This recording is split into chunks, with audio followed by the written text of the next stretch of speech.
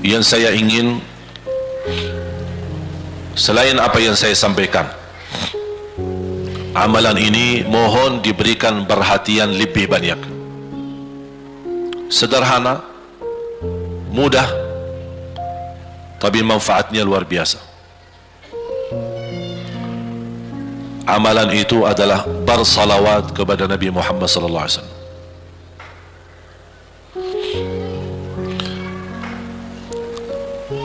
Kali ini saya tidak minta anda bersalawat seperti biasa. Saya yakin Bapak Ibu suka bersalawat, tapi kali ini saya ingin anda membawa salawat kepada Rasul dengan penuh rasa cinta. Demi Allah jamaah sekalian, tidak ada di antara kita yang bisa dan mampu membalas kebaikan Nabi Muhammad untuk kita semua. Salawat kepada Nabi Muhammad, satu kali salawat kita dapat 10 kali rahmat. Ini baru satu kali, dapat 10 kali rahmat. Nabi Muhammad menjadi Nabi kebanggaan kita, rahmatan lil alamin, termulia akhlaknya. Yang paling mulia akhlaknya terhadap istrinya, itulah Nabi Muhammad sallallahu alaihi wasallam. Setiap malam saya suka minta maaf sama istri saya. Saya sampaikan, mohon maaf, saya belum mampu menjadi semulia akhlak Nabi Muhammad sallallahu alaihi wasallam. Yang termulia akhlaknya terhadap istrinya Nabi Muhammad. Makanya kata Rasulullah di hadis yang sahih,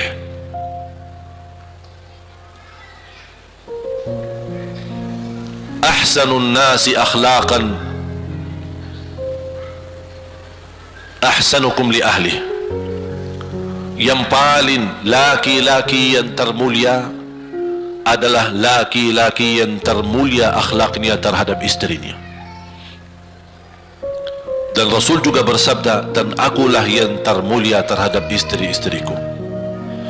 Nabi Muhammad itu bukan hanya dengan salawat kita dapat 10 kali rahmat, tapi kita dengan bersalawat kepada beliau dijamin kita dapat syafaat beliau di hari kiamat.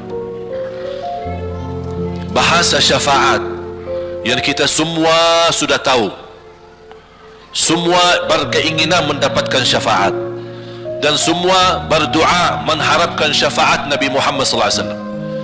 Tapi Bapak Ibu belum tahu sejauh mana kemuliaan syafaat yang kita tunggu yang diberi nanti oleh Rasulullah SAW.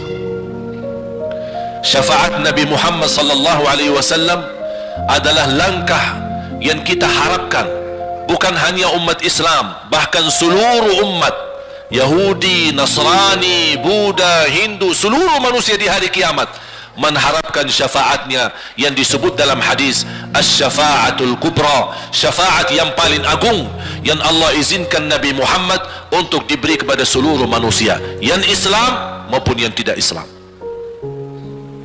Karena di saat hari kiamat seluruh makhluk Allah Subhanahu wa ta'ala, seluruh manusia, bahkan bangsa jin, semuanya berdiri habis dibangkit oleh Allah Subhanahu wa ta'ala, semuanya berdiri di hadapan Allah menunggu hisab dimulai lebih dari 50.000 tahun. Bisa enggak terbayang berdiri berapa lama? 50.000 tahun. Dan semuanya keadaan laki dan perempuan sebagaimana baru dilahirkan. Bisa enggak Bapak Ibu terbayang? Sekarang mohon maaf, ibu-ibu yang begitu berjilbab, pakaiannya yang rapi dan sopan, Masya Allah, tertib, bersih, make up, cerah mukanya, bisa menarik perhatian. Betul enggak? Bagaimana di hari kiamat? Semuanya di satu tempat, disamakan, laki sama perempuan campur, dan semuanya dalam keadaan sebagaimana baru dilahirkan, tidak berpakaian apa-apa.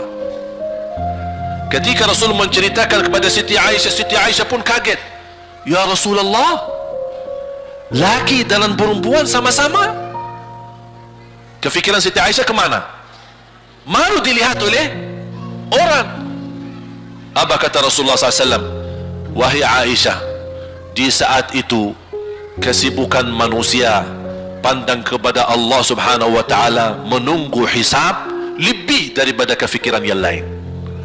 Bisa enggak terbayang? Saya yakin tidak bisa terbayang. Mohon maaf, apapun kesibukannya, biarpun dahsyat yang menarik perhatian, tetap ada kesempatan masih cuci mata. Betul enggak? Tapi kalau di hari kiamat beda keadaannya. Apapun yang saya jelasin tidak akan mungkin Bapak Ibu bisa bayangkan, karena itu bukan dahsyat lagi, tapi di luar batas kemampuan kita. Makanya Siti Aisyah sebagai manusia wajar kalau terkejut. Ya Rasulullah, kami dan laki-laki sama-sama. Rasul maklumi fikiran Siti Aisyah sebagaimana memaklumi fikiran kita yang sama. Tapi ternyata kalau di sana beda. Makanya di saat itu belum lagi matahari didekatkan. Disebut dalam hadis mil, 1 mil. Di dalam satu hadis 1 mil adalah, kalau untuk gelang mata itu kan berapa ukurannya? Berapa senti ya? Sangat kecil. Betul? Kalau dalam bahasa Arab itu namanya mil.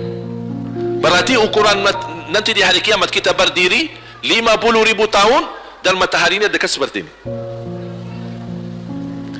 Di riwayat mil bukan yang itu maksud, tapi adalah ukuran perjalanan 1 mil. Kira-kira 1 mil cukup jauh? Sama, kurang lebih berapa kilo? 1,5 kilo? Ya, kurang lebih 1,5 kilo. Sekarang jutaan kilometer kita merasa panas. Sudah ada AC, sudah ada kipas, sudah ada ujang, sudah ada ini, tapi merasa begitu panasnya. Itu jutaan kilometer. Bagaimana kalau 1,5 kilo? Makanya Rasul menggambarkan nanti di hari kiamat, yang biasa di dunia kalau kita keringat dari atas ke, kalau di hari kiamat terbalik, keringat kita dari bawah ke atas. Ini tergantung dosa kita. Kata Rasulullah, ada yang keringatnya sampai ke mata kaki, ada yang sampai ke lutut, ada yang sampai ke paha, ada yang sampai ke perutnya, ada yang sampai ke dadahnya, ada yang sampai ke lehernya, bahkan ada yang sampai merasa sudah sesak nafas, ingin melamatkan diri supaya tidak tenggelam di dalam keringatnya sendiri. Dalam keadaan itu 50.000 tahun. Di situ manusia sudah merasa gelisah, sudah cukup merasa tersiksa. Semua larinya, penolong siapa yang bisa menolong kita? Kita minta tolong kepada siapa yang bisa menyampaikan hajat kita kepada Allah supaya mulai hisab? Karena sudah kita tidak kuat lagi. Semuanya larinya kepada Nabi Adam, Nabi Ibrahim, Nabi Nuh, Nabi Musa, Nabi Isa. Semuanya jawab yang sama, nafsi, nafsi, Allahumma sallim, sallim. Ya Allah, selamatkan diriku sendiri. Tak ada yang urus anak, istri, suami, keluarga, apalagi manusia lain. Sama keluarganya saja dia lari. Tak ada. Nafsi, nafsi, diri sendiri, ya Allah selamatkan. Diri sendiri, ya Allah selamatkan. Diri sendiri, ya Allah selamatkan. Nabi Adam jawab begitu. Suruh barangkali Nabi Nuh bisa bantu kalian. Datang kepada Nabi Nuh, nafsi, nafsi, Allahumma sallim, sallim. Datang kepada Nabi Musa, nafsi, nafsi, Allahumma sallim, sallim. Datang ke Nabi Isa, nafsi, nafsi, Allahumma sallim, sallim. Sampai terakhir Nabi Isa berkata, ada satu saya rasa dan yakin dialah yang bisa memberi bantuan. Dia tunjukkan, itu dia, namanya Muhammad sallallahu alaihi wasallam. Bayangkan semua manusia ini aja sekarang yang masih hidup berapa miliar, kita tidak bisa dihitung berapa jumlah penduduk bumi. Bayangkan dengan umat terdahulu semua dikumpulkan dan semua menarah satu arah kepada Nabi Muhammad, minta tolong. ya Rasulullah, ya Muhammad, ya Habiballah, tolong syafaatkan. Barangkali dengan bantuanmu, doamu, syafaatmu, bisa ini mulai dihisab supaya terselesai siksa yang kita hadapi. Begitu mereka datang, apa jawab Rasulullah SAW? Allahumma sallim sallim ummati ummati, ya Allah selamatkan umatku umatku. Fikirannya umatnya, bukan istrinya, bukan anaknya, bukan orang tuanya, bukan siap, umatnya. Umatnya dia fikirkan.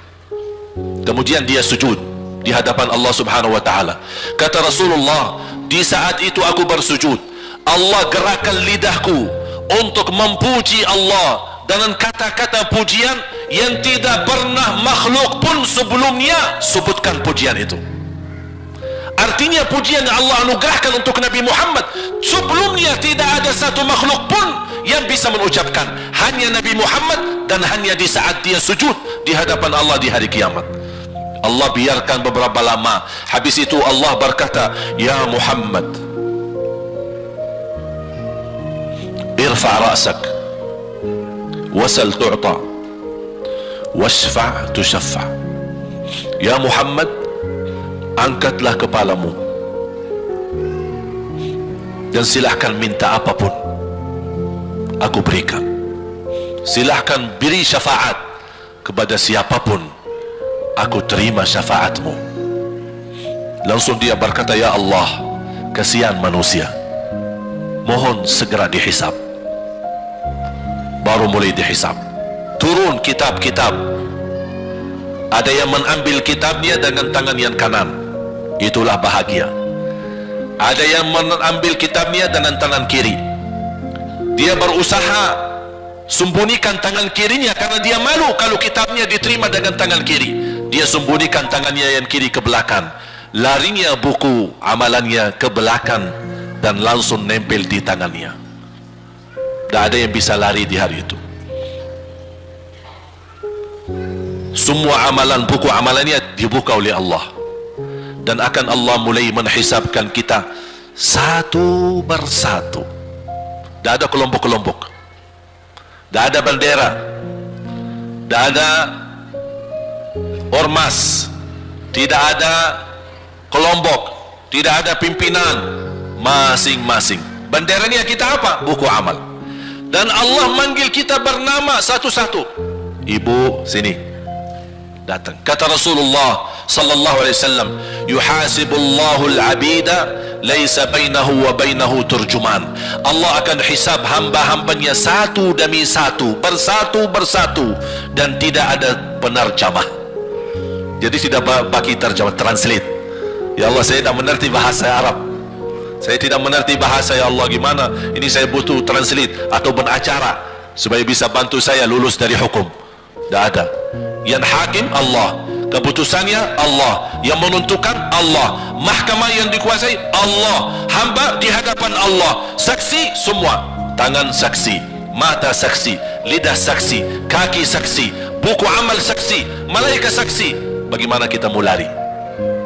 Ditanya oleh Allah, hei hambaku, ingat gak di malam itu, di tempat itu, kamu berlakukan dosa itu?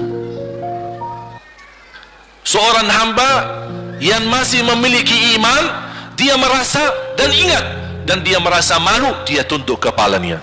Kata Allah, malu ya, malu, tunduk, ya malu ya Allah, malu, malu.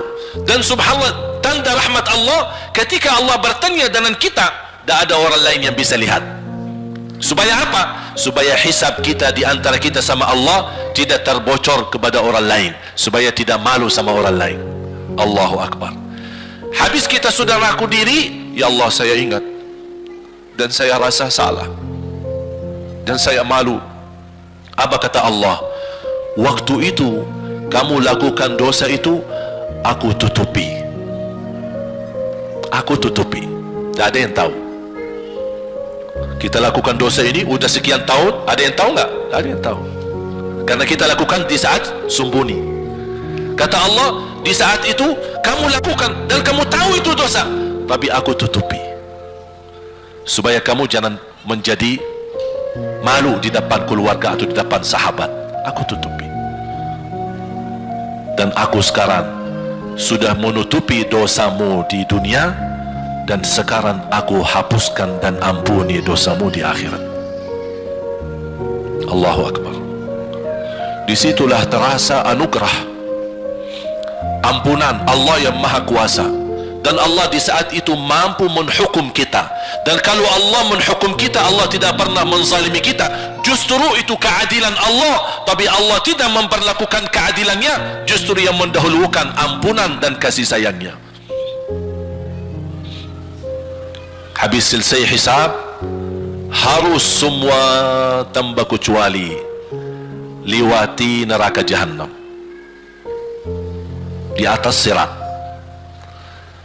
Sirat yang panjang, yang kejam seperti pedang, yang tipis sampai tidak bisa dilihat oleh mata. Katanya tipisnya seperti, subhanallah, imam bisa jalan di atas rambutnya. Kejam lagi, masuk di atas sirat, terus jalan. Di saat itu ada doa yang ia melamatkan kita sampai menuju surga. Nabi Muhammad sallallahu alaihi wasallam, dia sudah duluan. Kalau Sayyidina Abu Bakar, perjalanan di atas sirat disebutkan 100 tahun. Tapi Sayyidina Abu Bakar satu langkah di atas sirat, langkah kedua di depan pintu surga. Dahsyat. Ini Sayyidina Abu Bakar seperti itu. Bagaimana Rasul? Rasul sudah menunggu di depan. Mulai manusia satu persatu jalan di atas sirat. Dan Rasul di saat itu sibuk berdoa, Allahumma sallim sallim, ya Allah selamatkan umatku, ummati ummati, ummati ummati, sampai mereka terselesai. Sampai di situ saja. Sebelum masuk surga, ada berita gembira untuk umatnya Nabi Muhammad SAW. Tidak boleh ada yang masuk surga harus berjumpa dengan beliau dulu, tatap muka.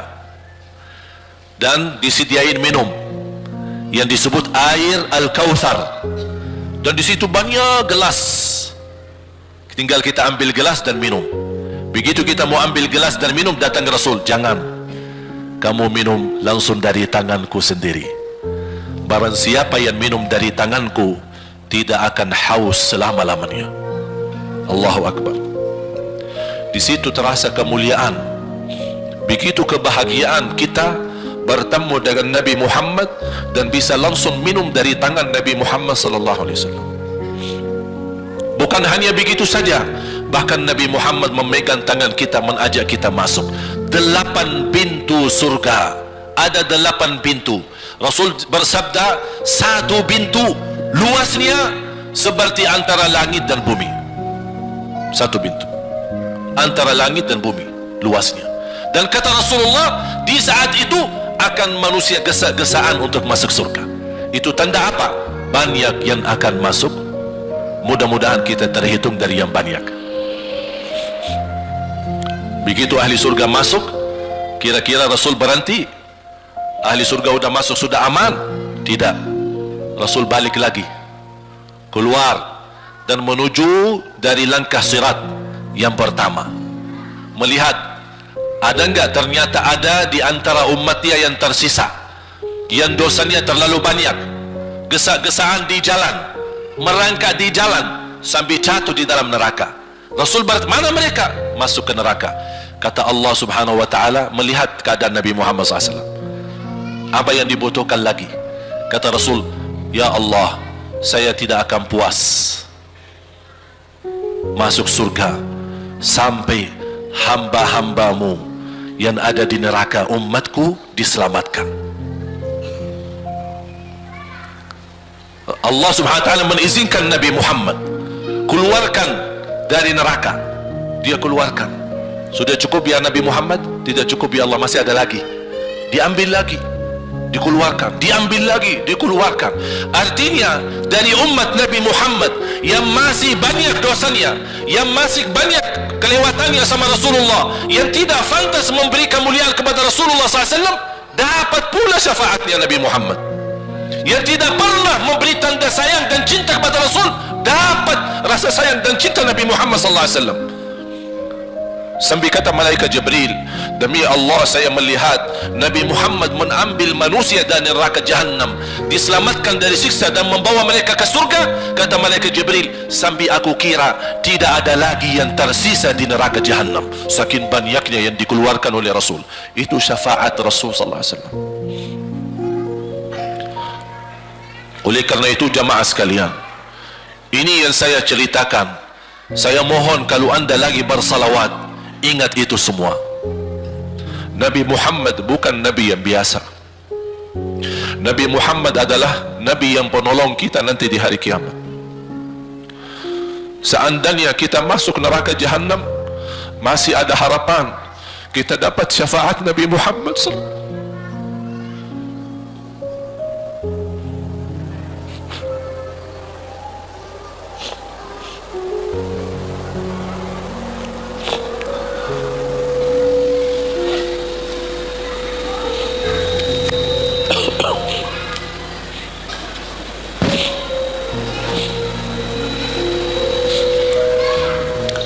Yang masuk neraka saja dapat syafaat Rasul.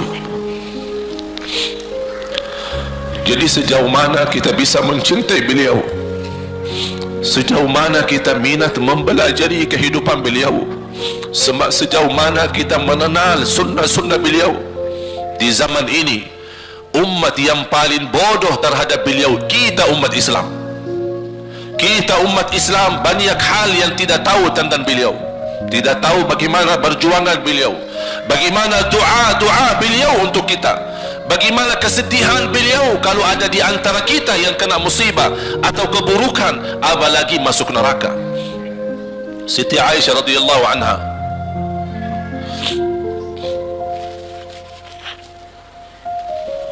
Siti Aisyah radhiyallahu anha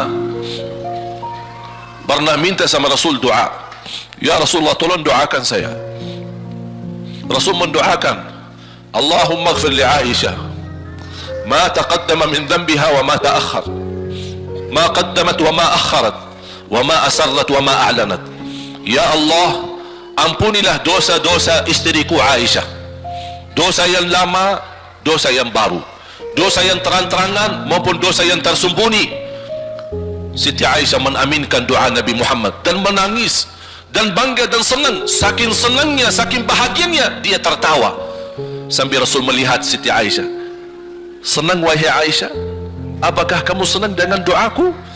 Kata Siti Aisyah, bagaimanakah aku tidak senang? Aku justru merasa bahagia dengan doamu untukku ya Rasulullah. Apa kata Rasul? Ketahuilah wahai Aisyah, ketahuilah doaku yang baru ini untukmu, itulah selalu doaku untuk umatku di setiap salat. Itu doa Nabi kita buat kita. Setiap beliau salat mendoakan kita, ya Allah ampuni dosa umatku, dosa yang lama, dosa yang baru, dosa yang sembunyi, dosa yang terang-terangan. Setiap salat itu doa Nabi kita, Nabi Muhammad SAW untuk kita semua. Apa yang diminta oleh Rasul? Rasul tidak minta banyak dari kita. Salah satu yang diminta oleh Rasul dan memohon, satu itu berbanyak, itu satu-satunya yang Rasul minta banyak. Selain itu Rasul tidak pernah minta banyak. Satu-satunya Rasul minta banyak. Apa? Salawatlah kepadaku, berbanyaklah salawat kepadaku. Mengapa Rasul minta berbanyaklah salawat kepadaku? Kenapa tidak minta amalan yang lain untuk dibanyakkan salawat atau amalan yang lain? Mengapa hanya salawat? Rasul berpesan berbanyaklah salawat kepadaku, karena Rasul tahu dengan kita berbanyak salawat kita akan dijamin dapat syafaat beliau, dan itulah beliau yang diinginkan. Bukan hanya dapat syafaat, bahkan Rasul sendiri bersabda, aqrabukum minni majlisan yaumal qiyamah, yang paling dekat kepadaku hari kiamat yang paling banyak salawat kepadaku. Bahkan berita gembira bagi seorang hamba umat Nabi Muhammad SAW, akthiru alayya minas salati yawmal jumu'ati wa laylataha fa inna salatakum tablughuni haitsu kuntum. Ini keistimewaan khusus, kelebihan amalan yang utama, bahkan yang terutama di hari Jumaat dan di malam Jumaat, fokus hanya bersalawat kepada Rasul. Mengapa? Karena Rasul yang berpesan, Rasul yang minta. Rasul berpesan, berbanyaklah salawat kepadaku malam Jumaat dan hari Jumaat. Mengapa ya Rasulullah khusus hari Jumaat dan malam Jumaat? Karena salawat kalian Allah sampaikan kepadaku.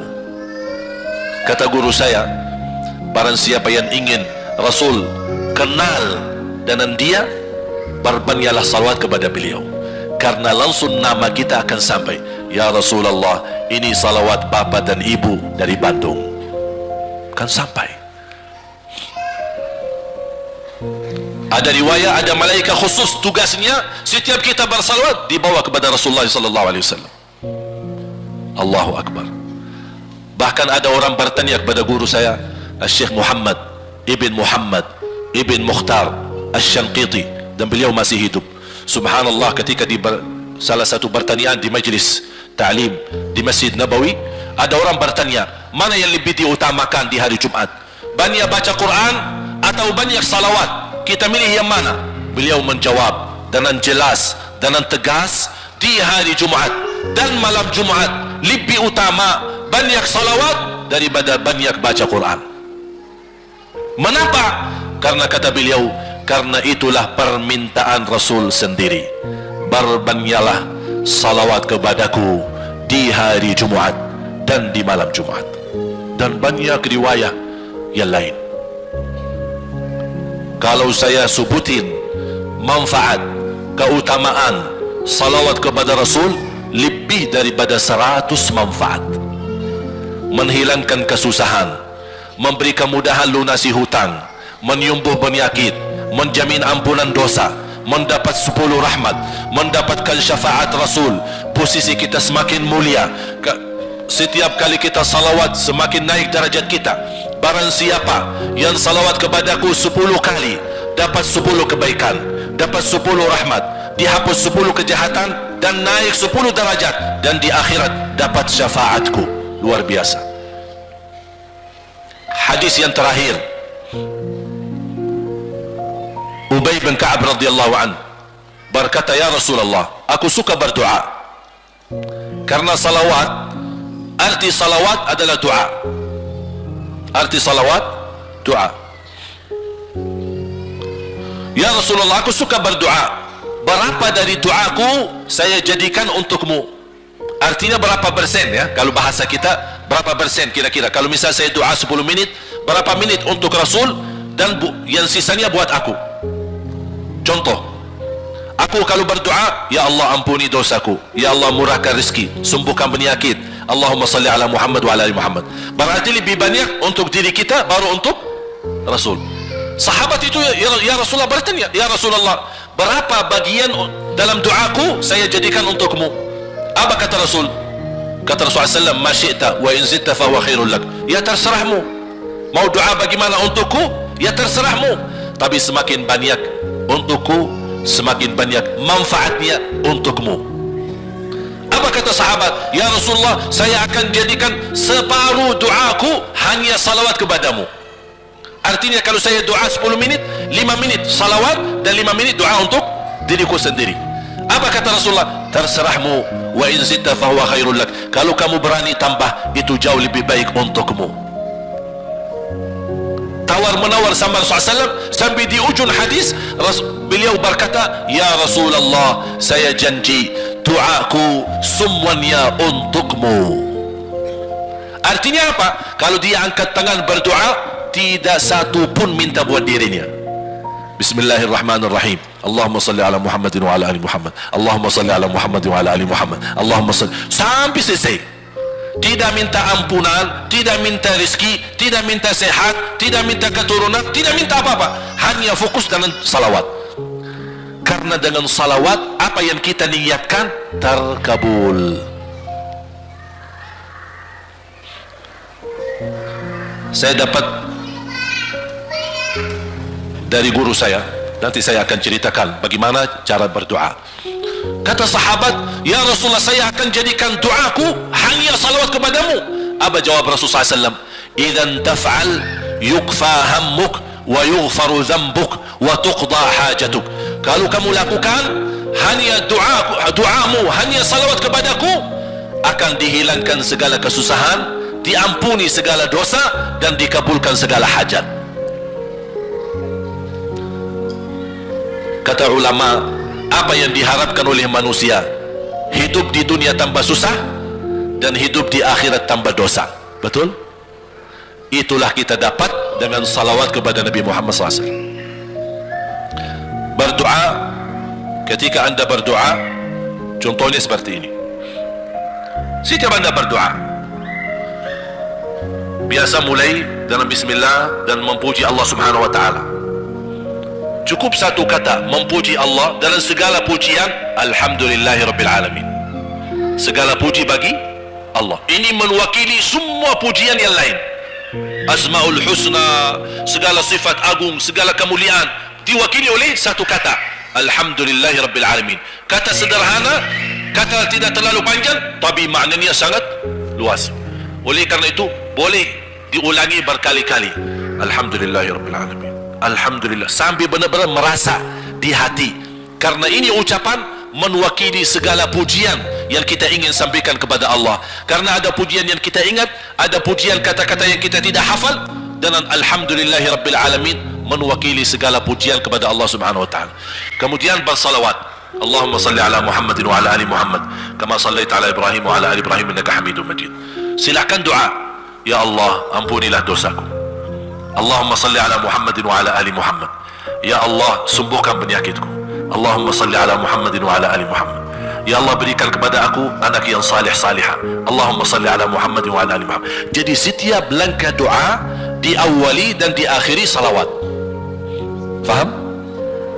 Subhanallah, wallahi dahsyat. Saya tidak bisa cerita apa lagi. Mau cerita apa lagi? Wallahi dahsyat. Saya tidak pernah istiqamah mengamalkan doa seperti ini. Alhamdulillah, selalu terkabul. Bahkan nyata Allah kasih. Udah selesai. Wallahi jamaah sekalian, salawat kepada Nabi Muhammad bukan budaya, bukan kebiasaan, tapi amalan yang sangat manfaat buat keselamatan kita, kebahagiaan kita di dunia maupun di akhirat. Bahkan keselamatan buat anak kita, salawat kepada Nabi Muhammad SAW.